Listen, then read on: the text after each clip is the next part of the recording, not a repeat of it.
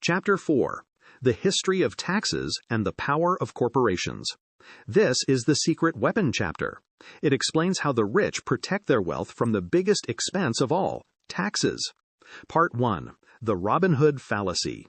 What if I told you that the hardest working people often pay the most in taxes, while the wealthiest people pay the least? And no, it's not because they are breaking the law. It's because they know something you don't. In this chapter, Robert Kiyosaki debunks the Robin Hood myth. Most people believe that taxes were created to take from the rich and give to the poor. But history shows a different story. Originally, in England and America, there were no permanent taxes. They were only levied to fund wars. Eventually, the government convinced the middle class to vote for a permanent income tax by promising it would only hit the rich. But here's the twist. Once the government got a taste of that money, their appetite grew.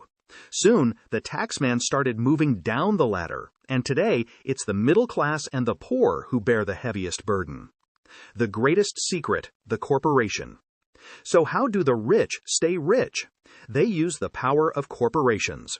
Now, don't get confused. A corporation isn't necessarily a big building with a logo. It's simply a legal folder with some documents in it sitting in a lawyer's office. The rich use these legal structures to change the rules of the game. Here is the life-changing difference in how money flows. Employees, the poor and middle class, they earn, they pay taxes, they spend what's left. The rich, with corporations, they earn, they spend business expenses, they only pay taxes on what is left over. By owning a corporation, the rich can pay for their travel, their car insurance, and their meals using pre-tax dollars.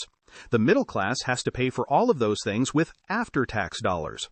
This single distinction is why the rich get richer while everyone else struggles to keep their head above water. Part 3. The 4 Pillars of Financial IQ. To play this game, Robert says, you need to develop your financial IQ. He breaks it down into 4 essential pillars. 1. Accounting. This is financial literacy. You must be able to read numbers and understand a balance sheet. If you can't read the map, you can't find the treasure. 2. Investing. This is the science of money making money. Understanding strategies and formulas to grow your wealth. 3. Understanding markets. The science of supply and demand. You need to know if an investment makes sense in the current economic climate. 4. The law. This is the most important part of this chapter, knowing the tax advantages and legal protections available to you. A person who knows the law can protect their assets from creditors and the taxman.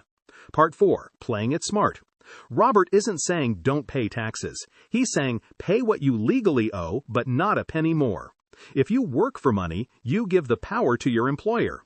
But if your money works for you, and you protect it through a legal entity, you keep the power. The rich aren't smarter than the middle class, they just have a better legal shield. They use the law to their advantage instead of being intimidated by it. Part 5. The conclusion. Action step. The takeaway from Chapter 4 is simple. Knowledge is power.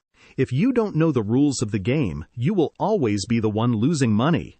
Start looking into how you can protect your assets.